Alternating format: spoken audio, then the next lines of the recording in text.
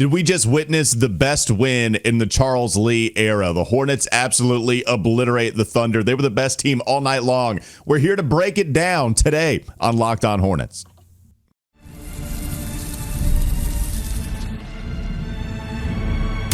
You are Locked On Hornets, your daily Charlotte Hornets podcast. Part of the Locked On Podcast Network, your team every day. In a minute, cuz we live.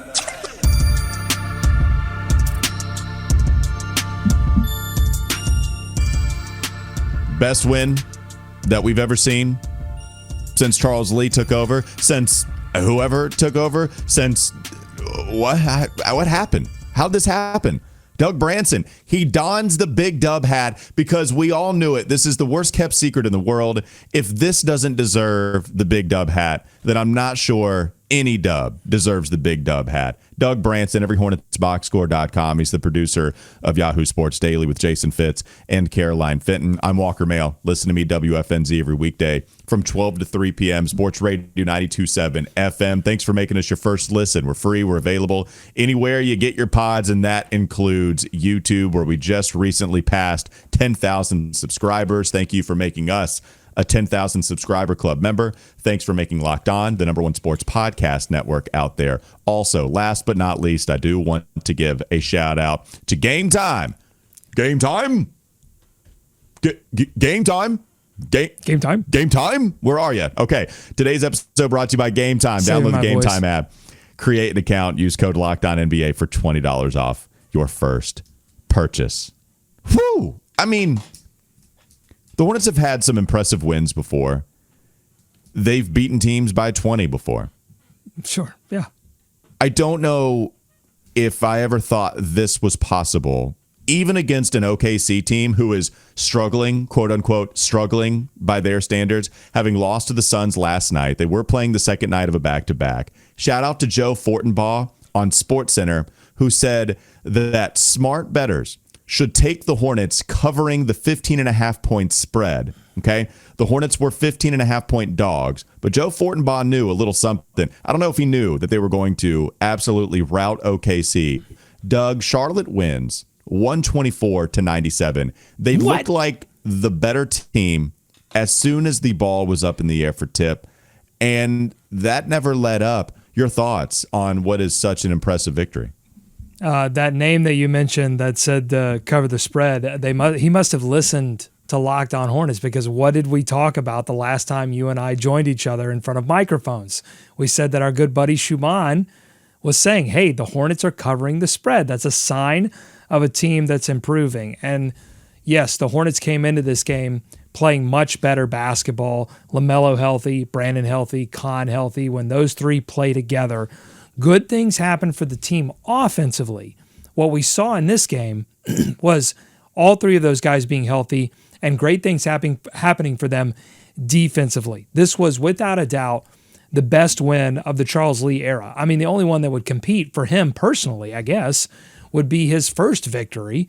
But I think this one completely blows it out of the water, because it represents the team truly buying in and believing in everything, all of the platitudes that he has been spilling onto the microphone in front of the media, which I'm sure goes 10x when he's with the team.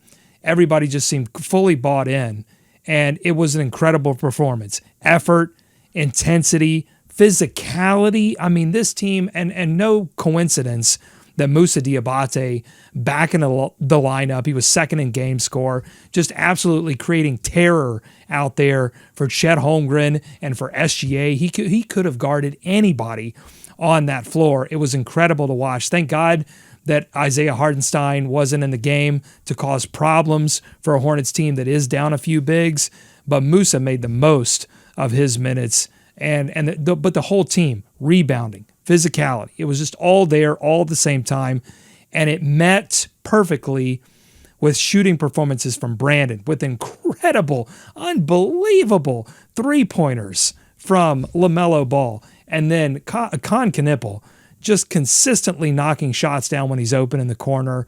Oh man, what a relief, what a release.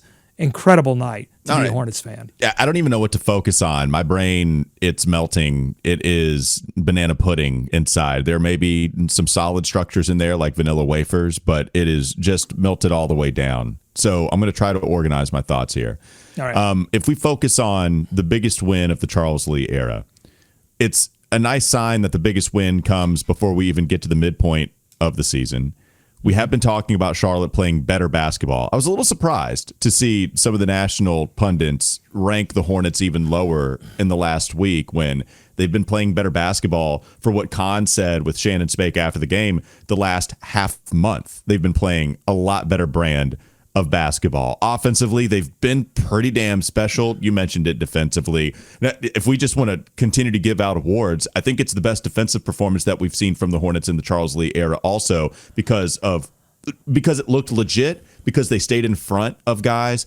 They made things hard in the paint. Yeah, a lot of this happens too. Like they're rewarded with OKC just not being able to shoot the ball well from deep. And that goes a long way. The nerds will tell you that a lot of the defensive metrics come from 3-point luck, good or bad. And I totally get it, except when you're Moussa Diabate and you wall off the former MVP for 10 seconds straight, long enough for Colin Sexton to come in and be a pest and swipe at that basketball, knock it loose. Shai gets it back only for time to run off on the shot clock, and it's going the other way. Rick Bonnell was tweeting somewhere out there in the ether. Tijan Salon walling up dudes, not allowing players to get by him. Doug, this was the most complete performance that I've seen from this team. They hit a bunch of threes. I'll say this. There was one thing they didn't do well, and that's take care of the basketball. They committed 20 turnovers, which is what OKC does. I mean, they are maybe the best turnover committing team, or forcing team, I should say, of all time.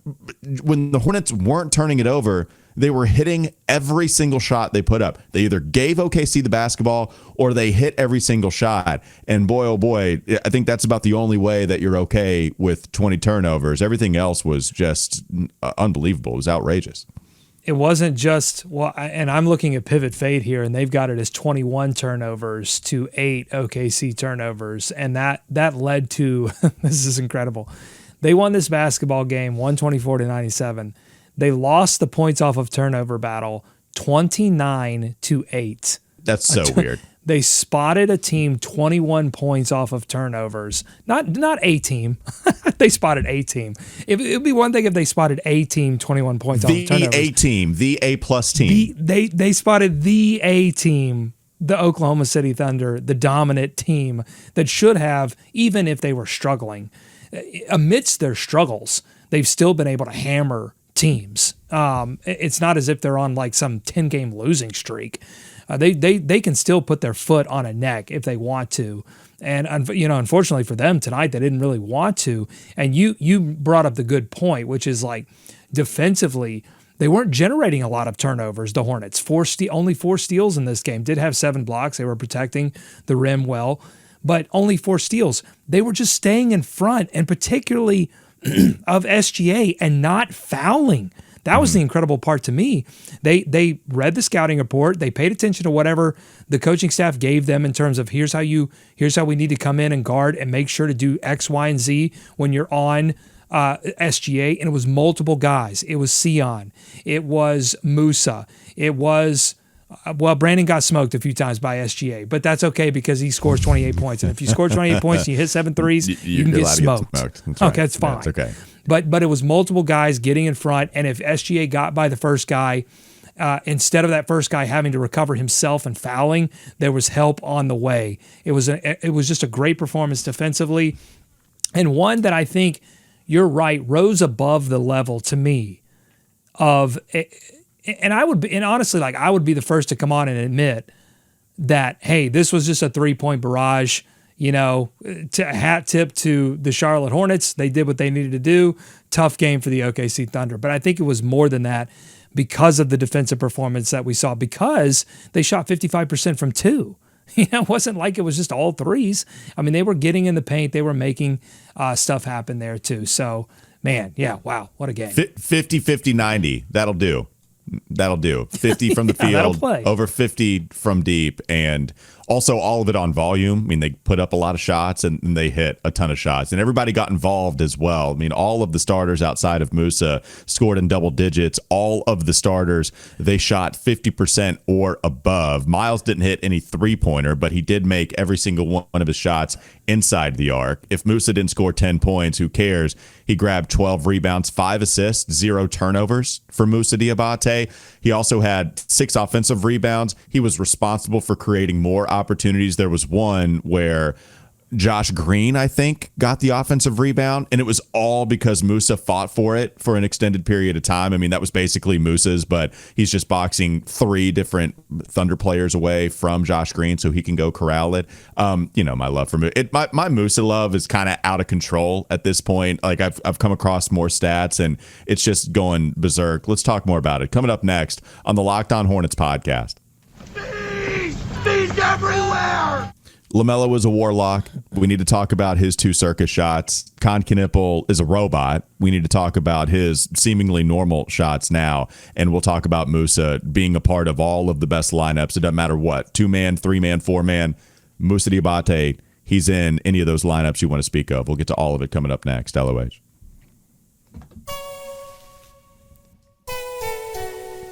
This episode is brought to you by FanDuel. Fridays already feel different during basketball season, and FanDuel is making them even better. Every Friday night before the games tip off, FanDuel gives fans a new way to kick off the weekend with NBA Happy Hour. NBA Happy Hour is your official pregame, a limited time window where special offers drop right inside the FanDuel app before the action starts. Fridays from 6 to 7:30 Eastern have become appointment viewing with NBA Happy Hour. Opening the FanDuel app during Happy Hour always brings something new, boosts, bonuses, and surprises. The timing is perfect, right before the games, right before the weekend starts. It adds extra energy to Friday night basketball without overthinking it. So before tip-off, check the FanDuel app and see what's dropping during NBA Happy Hour every Friday from 6 to 7:30 p.m. Eastern. A little basketball, a little action, a whole lot of Friday energy. That's NBA Happy Hour, only on FanDuel, the official sportsbook partner of the NBA. This episode also brought to you by Quo. New year, new systems. This is the time when a lot of us look at the messier parts of how we run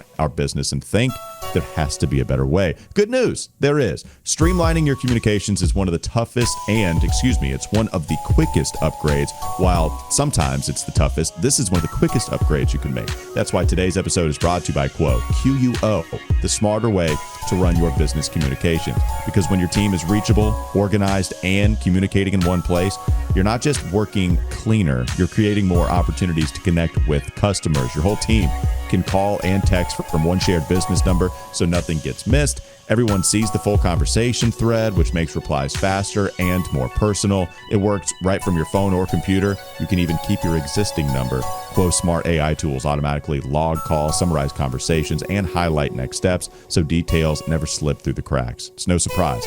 Quo is the #1 rated business phone system on G2, trusted more by more than 90,000 businesses, from solo operators to growing teams. Make this the year where no opportunity and no customer slips away. Try Quo for free, plus get 20% off your first 6 months when you go to quo.com/LockedOnNBA. That's QUO, quo.com/LockedOnNBA. Quo, no missed calls, no missed customers. More Locked On Hornets ahead.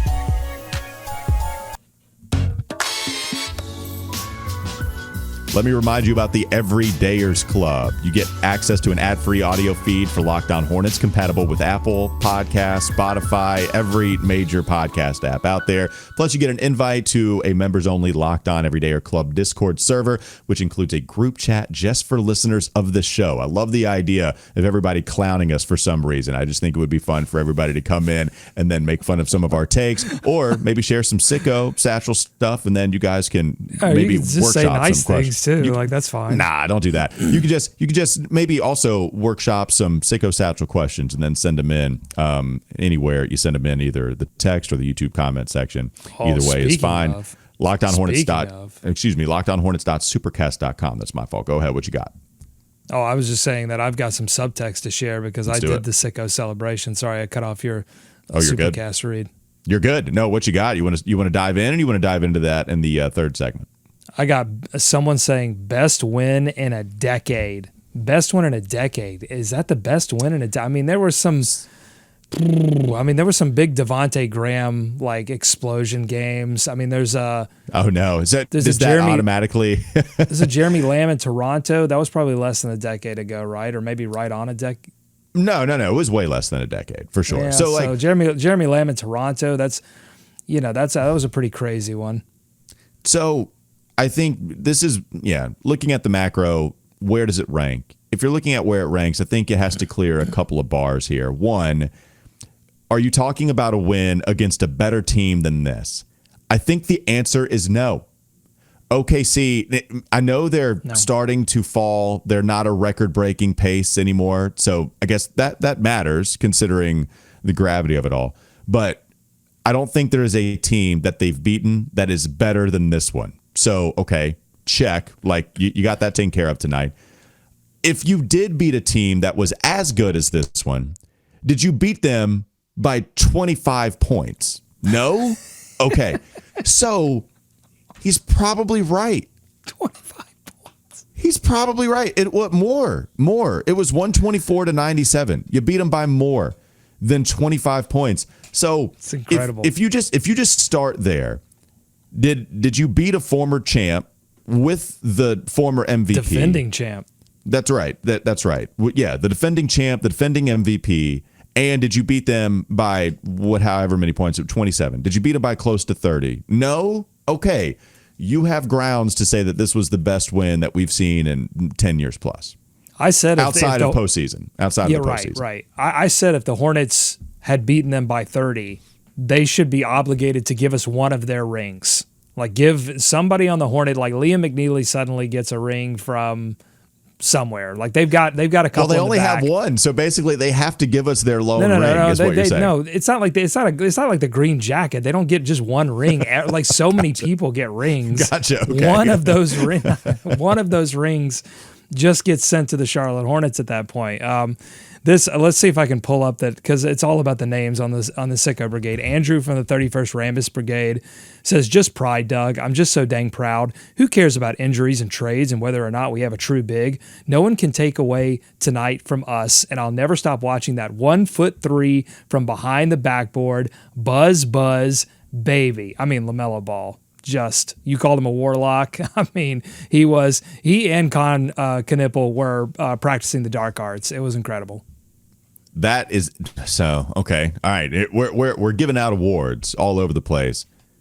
Best circus shot that we've seen from LaMelo, like high standards now. Okay, not so much a high bar to clear when we're discussing the best win for the Hornets in 10 years. Like there are some good ones. I don't want to give them all of the stray bullets like we're used to seeing from national pundits, but not as high of a bar for LaMelo, who has hit a bunch of them. That one was ridiculous, man. A crazy shot LaMelo hit. It was a Brandon Miller turnover. I didn't think he could catch it.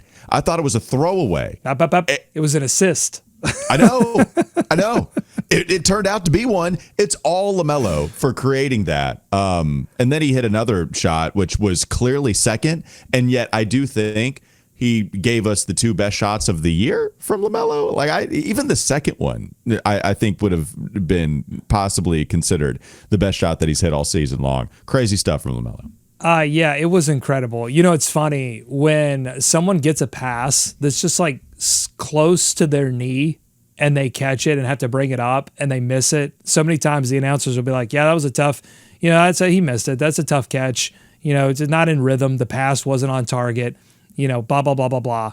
look what LaMelo just did. I mean, he took a pass that was a turn. It wasn't a pass. It was a turnover and he turned it in to 3 points. And you're right. The second one was just, he just does these things sometimes where he pulls out these dribble moves that they don't make any sense. No one would teach them. No one would say, do that for sure. Do that. And you'll be fine. Like, are you working on your behind the backboard corner threes that were almost turnovers? You're not serious enough if you're not working on that. It's incredible. And I'll tell you what's interesting about this whole thing is that LaMelo Ball, not even close to your leader in game score, played 25 minutes, was limited by a little bit of fouls. A little bit of fouls throughout the game, 5 fouls total, 16 points, 2 rebounds, 2 assists. So what's interesting to me, I just wonder if we're seeing an evolution of this team to where we're seeing Brandon Miller and Kon Knueppel more front and center, and LaMelo Ball just naturally.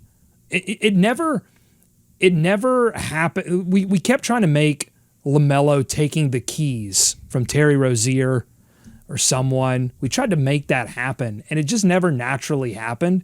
And now maybe there's no even there.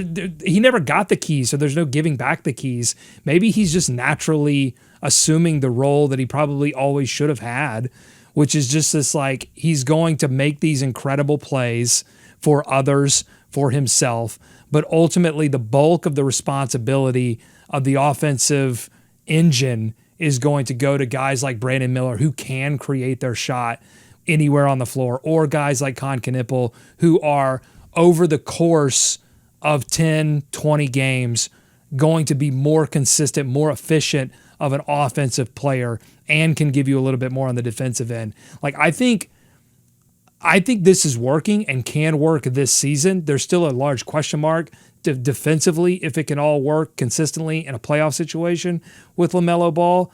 But man, it's working right now, and it's fun to watch. And it's with again LaMelo. We can go back to what we were saying. Was this getting lucky from 3-point? And you're saying, okay, but LaMelo Ball only played 25 minutes in this game. Like it wasn't even like, you're the best player, the most talented player in your team going off for 45 points. No, he only scored 16 points. This was a full team effort. Incredible. Yeah, and they're playing pretty well off of one another right now. Charles Lee has some good looks for these guys. They're running a ton of stagger screens. They're running a bunch of action off of that. They have some fun wrinkles. That Kon has been the roll man for quite some time. Have you seen his efficiency as a roll man? It's the best in the league in terms of points per shot attempt. And it's like by a lot. And there are a couple of three-point shooting roll mans on this list. I need to look it up again, but it's still Kon by I don't know, 0.3 of a point, which is a lot considering the sample that we're discussing. It's who needs one? Well, and especially if you have Moussa back. Here are the Moussa stats. We're starting to get into some pretty crazy Moussa territory, and I know it's me, the crazy Moussa guy. There's a reason why. So I mentioned this when I went solo. I want to mention it again just in case anybody didn't hear it. Doug, when you look at the best 5-man lineup for the Hornets, Moussa is in the top 2. When you look at the best 4-man lineup for the Charlotte Hornets, Moussa is in the top 2. When you look at the best 3-man lineups for the Charlotte Hornets, Moussa is in the top 3. When you look at the best 2-man lineups for the Hornets, Moussa is in the top 2.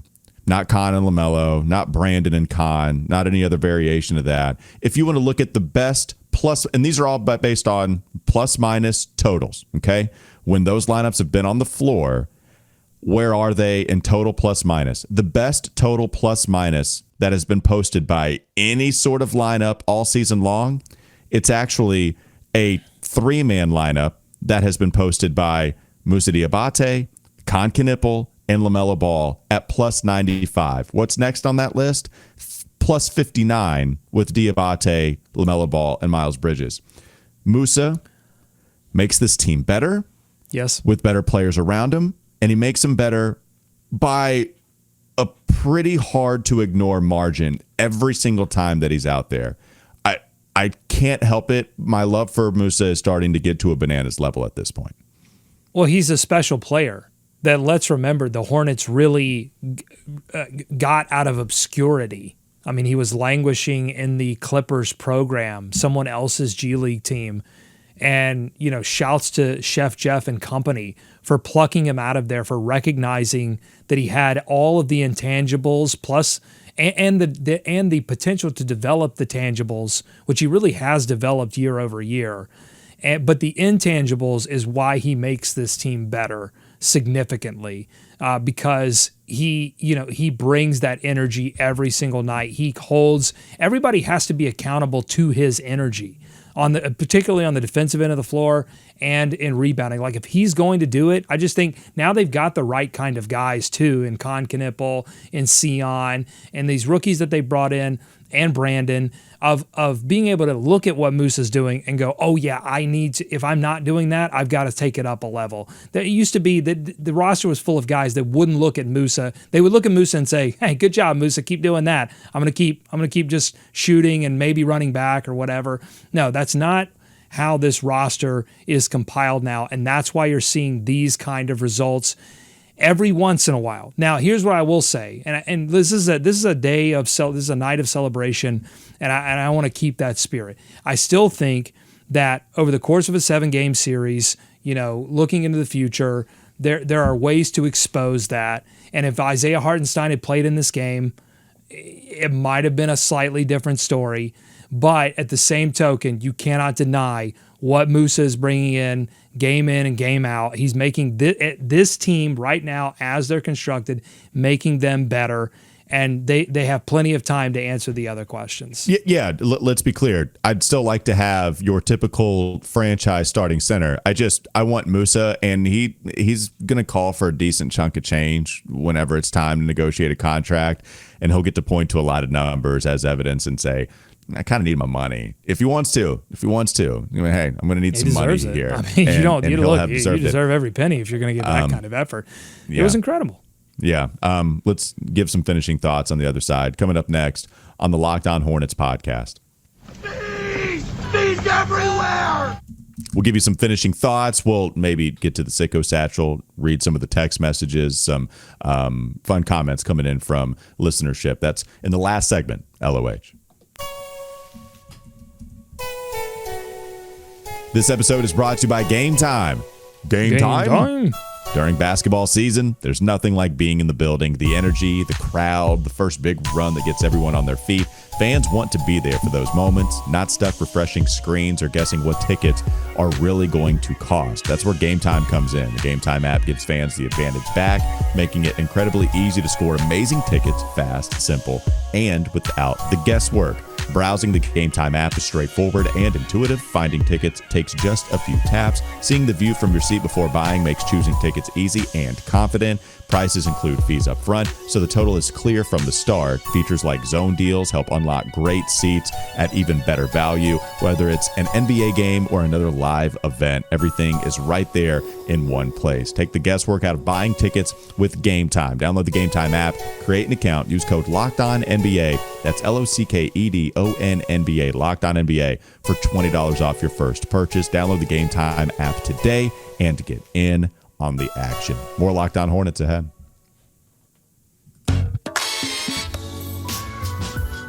All right.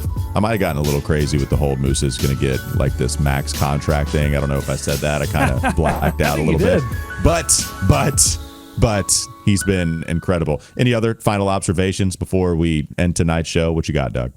Let's see. So some of these Sicko Satchel comments are a little spicy. I'm going to keep some of these in the satchel. How are we talking FCC regulation spicy? No, just wading into some interesting waters. All right, here we go. Doug, our keeper of franchise history. This compares to what? I mean, look, it's you guys are challenging me here because I know you're so happy and everybody's so happy and I'm so happy and I'm so excited. This was a regular season game. What are we in, January now? So, yeah, I mean, look, there are more monumental moments there are plenty of monumental moments in franchise history that rise above this level. I would say, like, if you said most improbable, I'd say probably top 3. Like, I don't think anyone was going to bet on the Hornets tonight to not only cover, I mean, to outright win by 27. That's about as improbable as it gets. So I would rank it up there in terms of improbability. But in terms of like best wins in franchise history, it's not really close for me. Yeah. Now, right. Best regular season victories that we've seen since the Bobcats era started. you can probably put it up there, to be honest with you. Like, I don't think we can talk about a lot of that. Going if we're including playoff victories, like the old Hornets team, they beat Michael Jordan game 1, PJ Armstrong talking trash, like Alonzo Mourning, Celtics, all that stuff. Like we do have a little respect going back to that first go at it with the franchise there. Smoke, the great Evan Smoke Ludwig of the Kyle Bailey Show. He texted me and said, it's the Bobcats 3 Musketeer ass whooping on the Celtics all over again. I'd forgotten that. Like, I had to look it up, but I guess I forgot what the score was too. But 3 Musketeer Bobcats beat, I guess, KG, Ray Allen, and Paul Pierce. And so that was a regular season game that Smoke remembered. But yeah, people are feeling good. And it's tough just because we're going on. Right. If you watch the Bobcats closely, it was easy to remember the big wins because there were like 4 of them.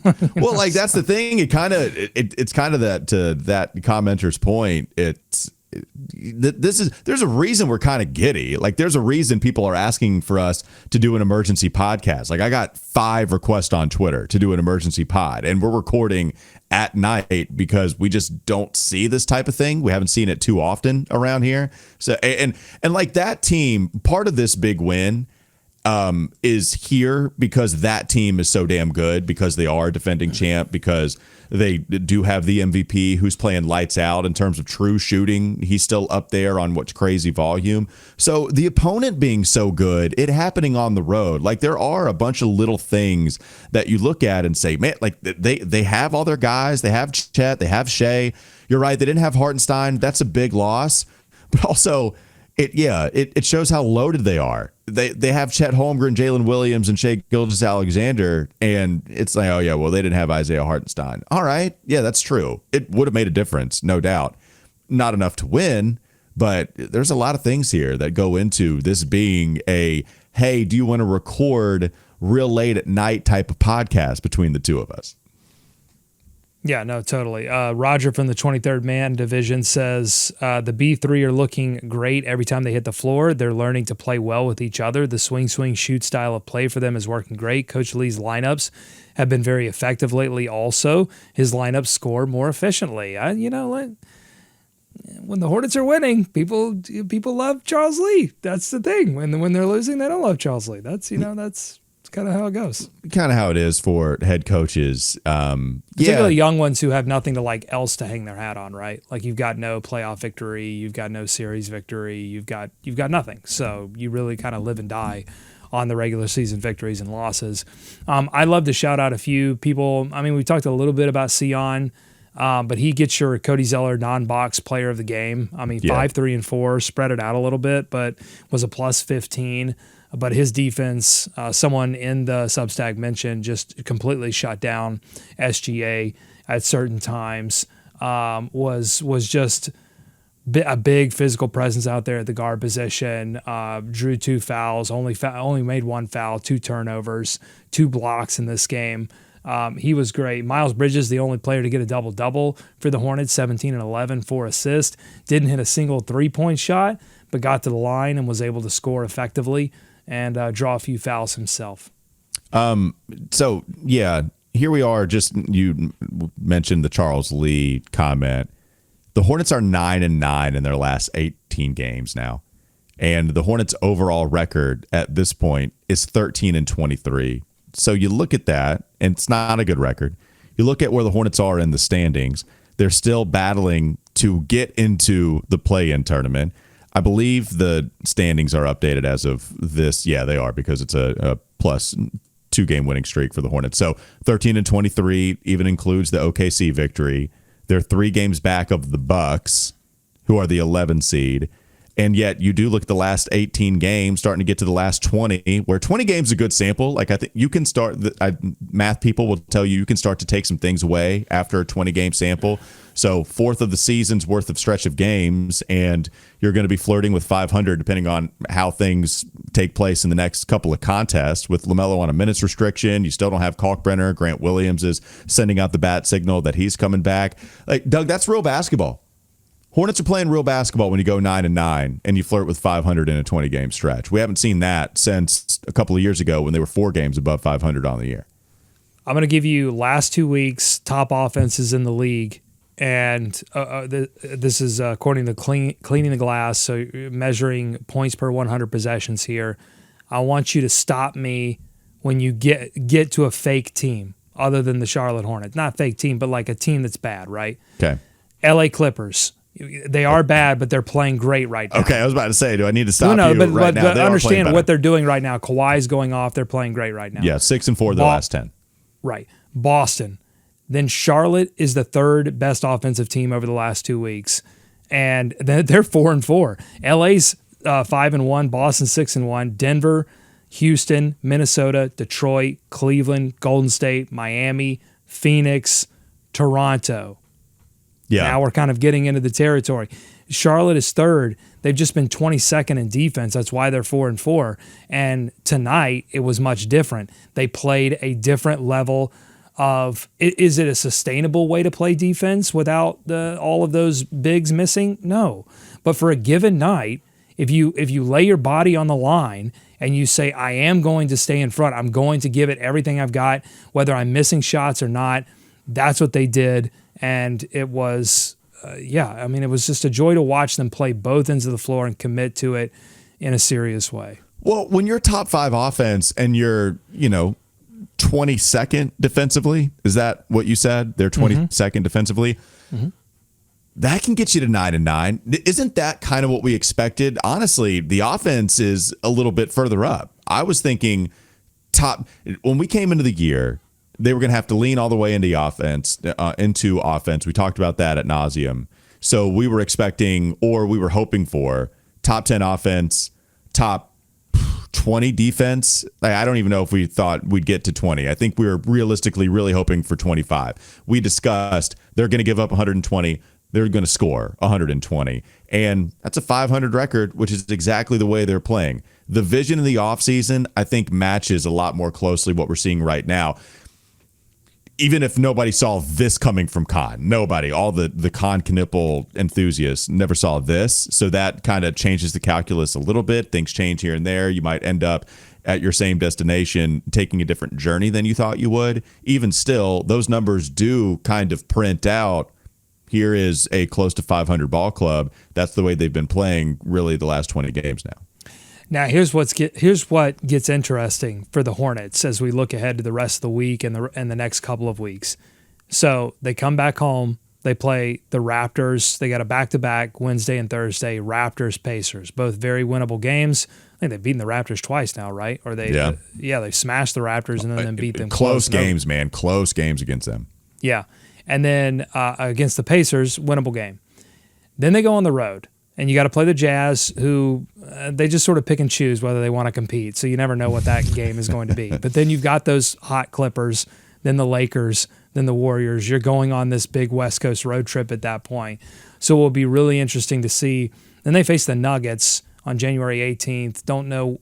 I don't think Jokic will be available for that game. I think he's going to be out for a while. And then they come back home, Cavs, Magic, Wizards, 76ers. So I just listed off a lot of teams that are going to be tough competition for the Charlotte Hornets. It'll be interesting, but not impossible, right? I mean, the Lakers are shaky, the Warriors are shaky, Nuggets maybe without Jokic, Cavs, Magic. I mean, teams that they've already taken care of business against this season at different points. So it'll be interesting to see like how they come out of that West Coast road trip, because if they finish the next couple of weeks, like, I don't know, 4 games above 500 during that stretch, like, okay, well, all of a sudden I'm like, I don't know, maybe this is a play-in team. Yeah, I mean, I do think if we want to end it here, if they do somehow find themselves really competing for a play-in spot, this might be the benchmark game. This might be the one that put everybody on notice that they're a for-real basketball team. Got to stay healthy. They've stayed, knock on wood, like somewhat relatively healthy, even with guys coming out for a little bit. We haven't had the big scary injury. The last one we had was LaMelo. What was it, December 6th? December 5th, something like that, at the very beginning of December, when I think it was the Toronto game, if I'm not mistaken, when they won. That's the last big one that we've seen. Kon wasn't all that long. We thought it was, but it wasn't long. So health going to play a big part of it too. But yeah, this is kind of a checkpoint game. If they go on to do some impressive stuff, we'll come back to this one and say, this is when I think it became real. It can be. I mean, they can start to prove that they're more than a young team. If you go and take care of business against the Raptors, if you don't fall on your face against the Pacers, like these are opportunities for them to prove, hey, we have evolved a little bit as a team. Some of these young players are starting to get it. We'll see. I will say that I think we're due some updates on both Ryan Kalkbrenner and Grant Williams, as we talked about in our last episode, throwing up the bat signal. It looks like we're going to get some kind of update when they return home for that Raptors game. And so hopefully, at least by the time they go on this West Coast road trip, they're going to be as healthy as they've been in years. Well, look at this. Bobby Marks tweeting out about the Hornets, and it's not all about OKC. He tweets out, I know the story will be Oklahoma City, but I really like what Charlotte has done with their roster, especially all the transactions from this summer. The Hornets are now 9-4 when LaMelo, Brandon, Miles, and Kon Knueppel are in the starting lineup together. Health matters also. Starting lineups, they had 45 different starting lineups last year, Doug. 45 different lineups. They've only had 15. Only. It's hilarious. They've only had 15 so far this season. Hey, it's a Monday night, League Pass, January. Jason Tatum, take notice, my friend. If you come back this season, you better wait until you've cleared all those Hornets games on League Pass. Unbelievable. All right, last couple things, just quick notes. You mentioned Ryan Kalkbrenner and Grant Williams. Shannon Spake said we would find out something at the end of the week, so that is true, what you mentioned. Just wanted to clear that up. And this is the time when youth becomes an advantage, when you do start to get into the doldrums of the NBA season, once we do get to the turn of the new year. And they have been playing so hard. Just playing hard wins you ball games. I think we're going to experience that with the amount of youth and the amount of care that they're clearly showing out there on the court. That kind of stuff matters. Doug, you look great with your antennae, your big dub hat. everyhornetsboxscore.com. Your content looks great too. Everybody should go check it out. Also, go check out Yahoo Sports Daily with Jason Fitz and Caroline Fitton. I'm Walker Mail. Listen to me WFNZ every weekday from 12 to 3 p.m. Sports Radio 92.7 FM. Have a great rest of your day. We'll be back with you tomorrow. Go Hornets!